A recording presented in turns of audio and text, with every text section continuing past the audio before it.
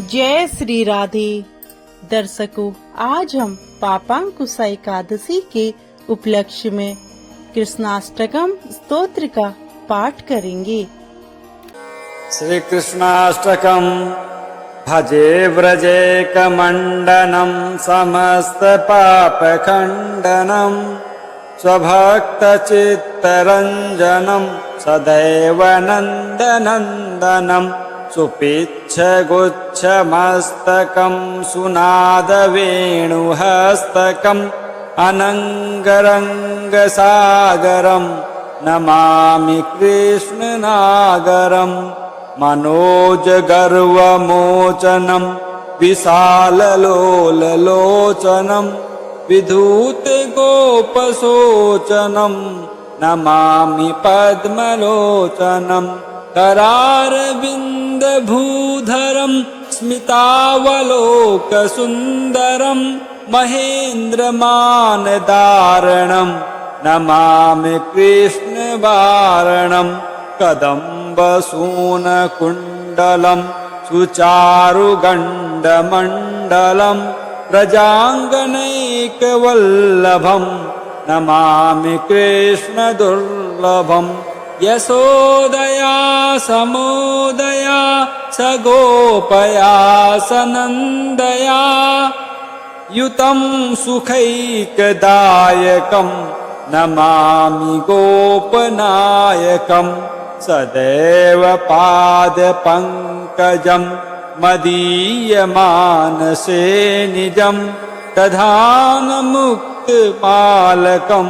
नमामि नन्दबालकं समस्तदोषशोषणं समस्तलोकपोषणं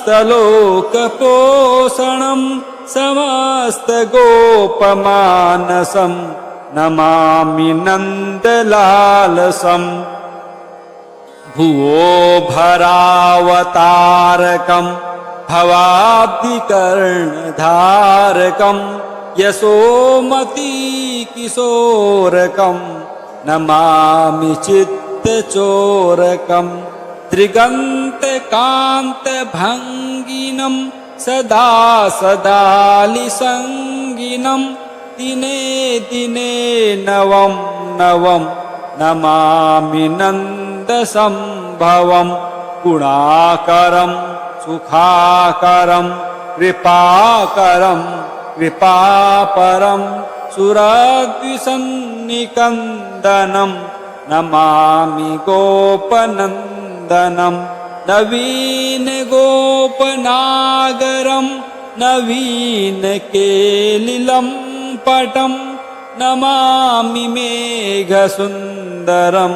तडित्प्रभालसत्पटं समस्तगोपनन्दनं हृदम्बुजैकमोदनं नमामि कुञ्जमध्यगं प्रसन्नभानुशोभनं निकामकामदायकं त्रिगन्तचारुसायकं रसालवेणुगायकं नमामि कुञ्जनायकं विदग्धगोपिका मनोज्ञतल्पसायिनं नमामि कुञ्जकानने प्रवृद्धवनिपायिनं किशोरकान्तिरञ्जितं दृगञ्जनं सुशोभितं गजेन्द्रमोक्षकारिणं नमामि श्रीविहारिणम्। श्रीकृष्णाष्टकं। भजे व्रजे कमण्डनं समस्तपापखण्डनं स्वभक्तचित्तरञ्जनं सदैव नन्दनन्दनं सुपिच्छ गुच्छमस्तकं सुनाद वेणुहस्तकं अनंगरंगसागरं नमामि कृष्णनागरं मनोज गर्वमोचनं विशाललोललोचनं विधूतगोपशोचनं नमामि पद्मलोचनं करारविन्दभूधरं स्मितावलोकसुन्दरं महेन्द्रमानदारणं नमामि कृष्णवारणं कदम्बसूनकुण्डलं सुचारुगण्डमण्डलं प्रजाङ्गनैकवल्लभं नमामि कृष्णदुर्लभं यशोदया समोदया सगोपया सनन्दया युतं सुखैकदायकं नमामि गोपनायकं सदैव पादपङ्कजं मदीयमानसे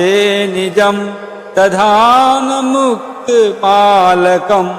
नमामि नन्दबालकं समस्तदोषशोषणं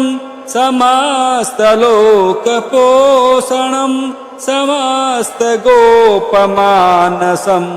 नमामि नन्दलालसं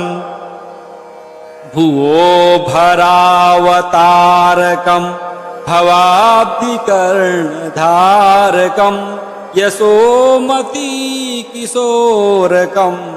नमामि चित्तचोरकं त्रिगन्तकान्तभङ्गिनं सदा सदालिसङ्गिनं दिने दिने नवं नवं नमामि नन्दसम्भवं गुणाकरं सुखाकरं कृपाकरं कृपापरं सुरद्विषन्निकन्दनं नमामि गोपनन्दनं नवीनगोपनागरं नवीनकेलिलं पटं नमामि मेघसुन्दरं तडित्प्रभालसत्पटं समस्तगोपनन्दनं हृदम्बुजैकमोदनं नमामि कुञ्जमध्यगं प्रसन्नभानुशोभनं निकामकामदायकं त्रिगन्तचारुसायकं रसालवेणुगायकं नमामि कुञ्जनायकं विदग्धगोपिकामनो मनोज्ञतल्पसायिनं नमामि कुञ्जकानने प्रवृद्धवनिपायिनं किशोरकान्तिरञ्जितं दृगञ्जनं सुशोभितं गजेन्द्रमोक्षकारिणं नमामि श्रीविहारिणम् श्रीकृष्णाष्टकम् भजे व्रजेकमण्डनं समस्तपापखण्डनं स्वभक्तचित्तरञ्जनं सदैव नन्दनन्दनं सुपिच्छगुच्छमस्तकं सुनादवेणुहस्तकम् अनङ्गरङ्गसागरं नमामि कृष्णनागरम् मनोजगर्वमोचनं विशाललोललोचनं विधूतगोपशोचनं नमामि पद्मलोचनं करारविन्दभूधरं स्मितावलोकसुन्दरं महेन्द्रमानदारणं नमामि कृष्णवारणं कदम्बसूनकुण्डलं सुचारुगण्डमण्डलं प्रजाङ्गनैकवल्लभं नमामि कृष्णदुर्लभं यशोदया समोदया सगोपया सनन्दया युतं सुखैकदायकं नमामि गोपनायकं सदैव पादपङ्कजं मदीयमानसे निजं दधानमुक्तिपालकं नमामि नन्दबालकं समस्तदोषशोषणं समस्तलोकपोषणं समस्तगोपमानसं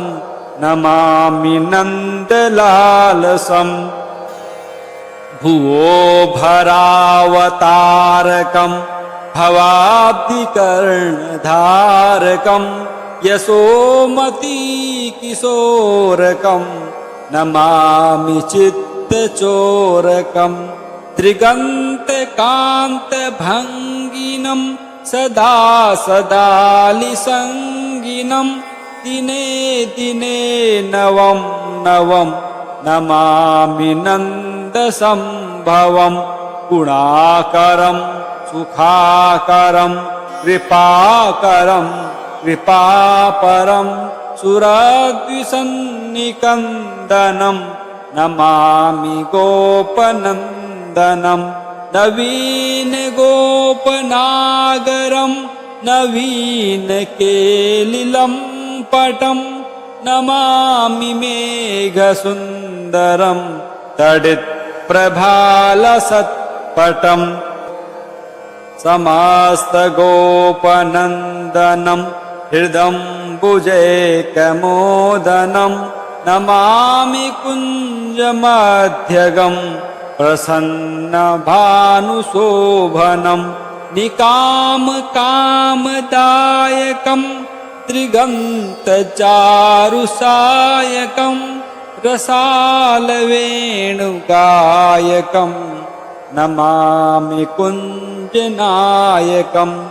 विदग्धगोपिकामनो मनोज्ञतल्पसायिनं नमामि कुञ्जकानने प्रवृद्धवनिपायिनं किशोरकान्तिरञ्जितं दृगञ्जनं सुशोभितं गजेन्द्रमोक्षकारिणं नमामि श्रीविहारिणम् श्रीकृष्णाष्टकं भजे व्रजेकमण्डनं समस्तपापखण्डनं स्वभक्तचित्तरञ्जनं सदैव नन्दनन्दनं सुपिच्छगुच्छमस्तकं सुनादवेणुहस्तकम् अनङ्गरङ्गसागरं नमामि कृष्णनागरं मनोजगर्वमोचनं विशाललोललोचनं विधूतगोपशोचनं नमामि पद्मलोचनं करारविन्दभूधरं स्मितावलोकसुन्दरं महेन्द्रमानदारणं नमामि कृष्णवारणं कदम्बसूनकुण्डलं सुचारुगण्डमण्डलं प्रजाङ्गनैकवल्लभं नमामि कृष्णदुर्लभं यशोदया समोदया सगोपया सनन्दया युतं सुखैकदायकं नमामि गोपनायकं सदैव पादपङ्कजं मदीयमानसे निजं दधानमुक्तिपालकं नमामि नन्दबालकं समस्तदोषशोषणं समस्तलोकपोषणं समस्तगोपमानसं नमामि नन्दलालसम् भुवो भरावतारकं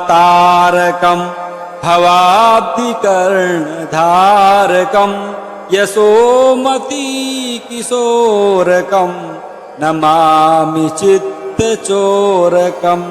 त्रिगन्तकान्तभङ्गिनं सदा सदालिसङ्गिनं दिने दिने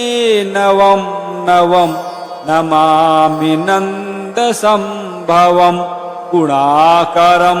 सुखाकरं कृपाकरं कृपापरं सुरद्विषन्निकन्दनं नमामि गोपनन्दनं नवीन गोपनागरं नवीन केलिलं पटं नमामि मेघसुन्दरं तडित्प्रभालसत्पटम् समस्तगोपनन्दनं हृदम्बुजैकमोदनं नमामि कुञ्जमध्यगं प्रसन्नभानुशोभनं निकामकामदायकं त्रिगन्तचारुसायकं रसालवेणुगायकं नमामि कुञ्जनायकं विदग्धगोपिकामनो मनोज्ञतल्पसायिनं नमामि कुञ्जकानने प्रवृद्धवनिपायिनं किशोरकान्तिरञ्जितं दृगञ्जनं सुशोभितं गजेन्द्रमोक्षकारिणं नमामि श्रीविहारिणम् श्रीकृष्णाष्टकम् भजे व्रजेकमण्डनं समस्तपापखण्डनं स्वभक्तचित्तरञ्जनं सदैव नन्दनन्दनं सुपिच्छगुच्छमस्तकं सुनादवेणुहस्तकम् अनङ्गरङ्गसागरं नमामि कृष्णनागरम् मनोजगर्वमोचनं विशाललोललोचनं विधूतगोपशोचनं नमामि पद्मलोचनं करारविन्दभूधरं स्मितावलोकसुन्दरं महेन्द्रमानदारणं नमामि कृष्णवारणं कदम्बसूनकुण्डलं सुचारुगण्डमण्डलं प्रजाङ्गनैकवल्लभं नमामि कृष्णदुर्लभं यशोदया समोदया सगोपया सनन्दया युतं सुखैकदायकं नमामि गोपनायकं सदैव पादपङ्कजं मदीयमानसे निजं दधानमुक्तपालकं नमामि नन्दबालकं समस्तदोषशोषणं समस्तलोकपोषणं समस्तगोपमानसं नमामि नन्दलालसम् भुवो भरावतारकं भवाब्धिकर्णधारकं यशोमतीकिशोरकं नमामि चित्तचोरकं त्रिगन्तकान्तभङ्गिनं सदा सदालिसङ्गिनं दिने दिने नवं नवं नमामि नन्दसम्भवं गुणाकरं सुखाकरं कृपाकरं कृपापरं सुरद्विषन्निकन्दनं नमामि गोपनन्दनं नवीन गोपनागरं नवीन केलिलं पटं नमामि मेघसुन्दरं तडित्प्रभालसत्पटम् समस्तगोपनन्दनं हृदम्बुजैकमोदनं नमामि कुञ्जमध्यगम् प्रसन्नभानुशोभनम् निकामकामदायकम् त्रिगन्तचारुसायकम् रसालवेणुगायकम् नमामि कुञ्जनायकम् मनोज्ञतल्पसायिनम् नमामि कुञ्जकानने प्रवृद्धवनिपायिनम् किशोरकान्तिरञ्जितम् दृगञ्जनम् सुशोभितम् गजेन्द्रमोक्षकारिणम् नमामि श्रीविहारिणम्। श्रीकृष्णाष्टकम्। भजे व्रजेकमण्डनं समस्तपापखण्डनं स्वभक्तचित्तरञ्जनं सदैव नन्दनन्दनं सुपिच्छगुच्छमस्तकं सुनादवेणुहस्तकम् अनङ्गरङ्गसागरं नमामि कृष्णनागरम् मनोजगर्वमोचनं विशाललोललोचनं विधूतगोपशोचनं नमामि पद्मलोचनं करारविन्दभूधरं स्मितावलोकसुन्दरं महेन्द्रमानदारणं नमामि कृष्णवारणं कदम्बसूनकुण्डलं सुचारुगण्डमण्डलं व्रजाङ्गनैकवल्लभं नमामि कृष्णदुर्लभं यशोदया समोदया सगोपया सनन्दया युतं सुखैकदायकं नमामि गोपनायकम् सदैव पादपङ्कजं मदीयमानसे निजं दधानमुक्तिपालकं नमामि नन्दबालकं समस्तदोषशोषणं समस्तलोकपोषणं समस्तगोपमानसं नमामि नन्दलालसम् भुवो भरावतारकं भवाब्धिकर्णधारकं यशोमतीकिशोरकं नमामि चित्तचोरकं त्रिगन्तकान्तभङ्गिनं सदा सदालिसङ्गिनं दिने दिने नवं नवं नमामि नन्दसम्भवं गुणाकरं सुखाकरं कृपाकरं कृपापरं सुरद्विसन्निकन्दनं नमामि गोपनन्दनं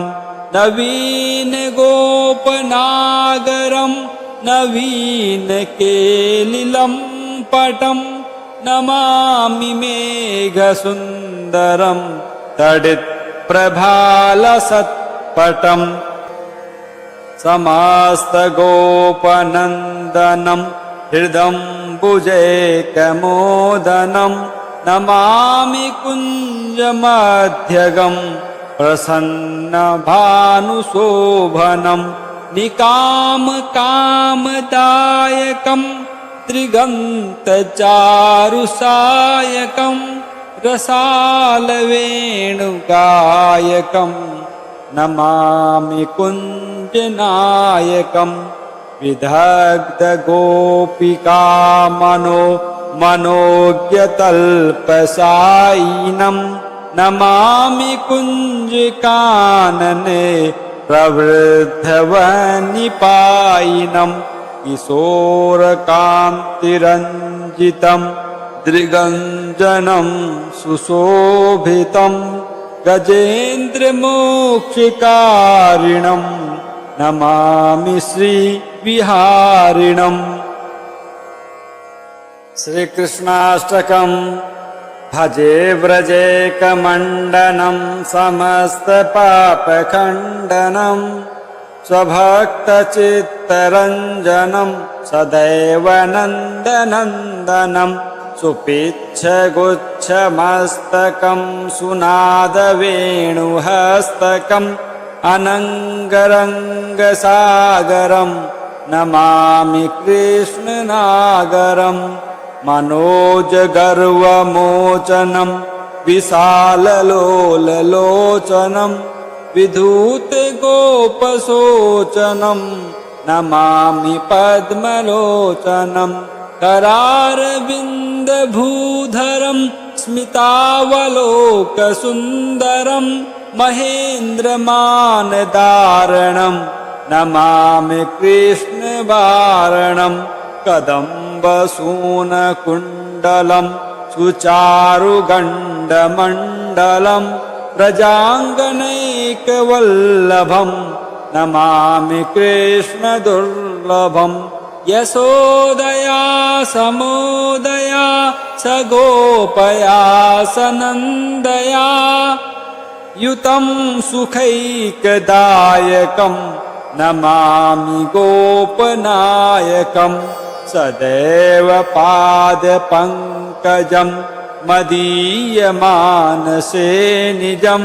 दधानमुक्तपालकं नमामि नन्दबालकं समस्तदोषशोषणं समस्तलोकपोषणं